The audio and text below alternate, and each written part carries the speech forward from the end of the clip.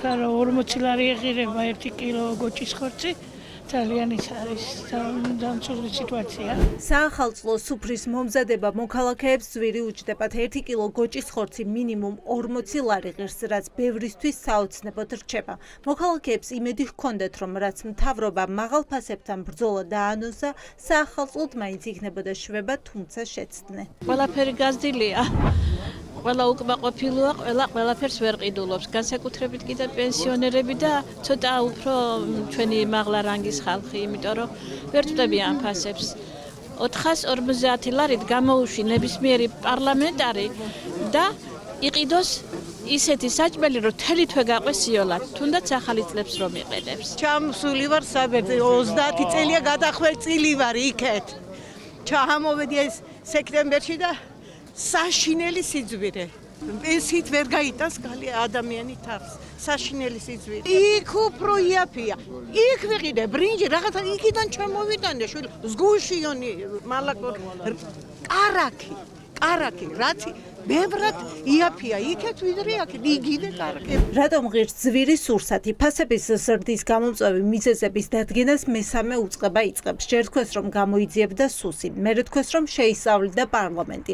ახლა ამბობენ რომ საქმეში ჩაერთვება სამთავრობო კომისია. არა და იმ დღეს, როდესაც ირაკლი კობახიძემ თქვა რომ ფასებს ბიზნესი ხელოვნურად ზრდიდა, განმარტა რომ ამ დასკვნამდე ეკონომიკის სამინისტროს შესწავლის შემდეგ მივიდა. გამოდის რომ ახლა რაც შეისწავლა ეკონომიკის სამინისტრომ უნდა შეამოწმოს მთავრობის ადმინისტრაციამ. პრემიერ-მინისტრმა რამდენიმე დღის უკან ძალიან სვლად ისაუბრა სასუსართო პროდუქციის ფასნამატებთან დაკავშირებით და აღნიშნა, რომ აღნიშნულს ესაჭიროება უფრო სიღრმისეული შესწავლა, ვინაიდან ხშირად ფასნამატები არ ექვემდებარება არანაირ ლოგიკას და შესაბამისად ეს აისახება მომხმარებელზე.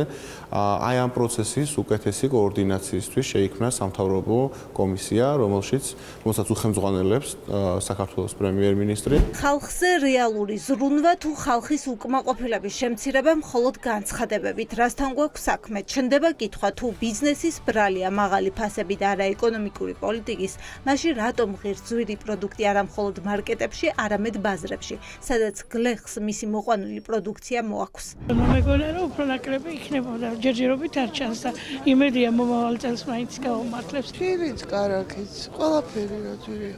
წინა წელს უფრო იაფი იყო. გაძვირებულია წელს. ძალიან ძვირია ყველაფერი. ხორც პროდუქტები თუ სხვა პროდუქტები? ყველაფერი ძვირია. მოვაჭრეები გვიყვებიან რომ გაძვირება გარდაუვალია, რადგან ყველა სხვა პროდუქტი ძვირდება, რასაც იყენებენ, იქნება ეს საწვავის, საკენგის თუ ტრანსპორტირების ფასები, ამიტომ მათ პროდუქტების გაძვირება უწევთ. რავი, ათასნაირი ხალხია, ზოგს ეძვირება, ზოგს. აი ეს ძვირია, გოჭი 250 ლარი ძვირია ის. წინა წელსაც არის. ძვირი კი, წინა წელ უფრო 304-ები, ეხლა უფრო დაიაო. უხთარი მარა არის, კუპონი გახდა ეს ფული სადღაც. ყველგან არის პრობლემა, იმიტომ რომ გაძვირებულია ყველაფრის ფასები და ყველაფერს ეხება რა, პროდუქტი რო ძვირდება, ყველა გოჭსაც ეხება, იმ დაუხსნათ და ყველა. მე თვითონ მომყავ, მაგრამ ძვირი ჯდება, საწვავი ძვირია, მოხნა ძვირია, ყველაფერი და ძვირი ჯდება. მე მაგალითად ეხლა რო არ გითხრათ ტყუილი, მე ჩემი ღორებს აზორდი და ყიდი იმ ფაში რა ფაშით რომ მე მაწყობს იმდენად რომ ჩემი არის, მე ნაყიდი რომ მქონდეს სხვა არის, მაგრამ აქ უკვე არის დამოკიდებული სადაზრდი როგორ ზრდი. მე წინასწარ ვამარაგებ საკვებს, რომელიც მიჯდება იაფი და ვცდილობ გავყიდო იაფად, ანუ შედარებით ნაკლებ ფაში. როდის იგრძნობს ხალხი გაიაფებას, ეს არის კითხვა, რაზეც მოსახლეობა პასუხს ელოდება, თუმცა პროცესები დიდი ალბათობით თებერვალში დაიძვრება, როცა პარლამენტში დროებითი კომისია დაიწყებს მუშაობას და სუსი კარტერულ გარიგებებს გამოიკვლევს, მაგრამ როდის იგრძნობს ხალხი ფასების კლებას უცნობია.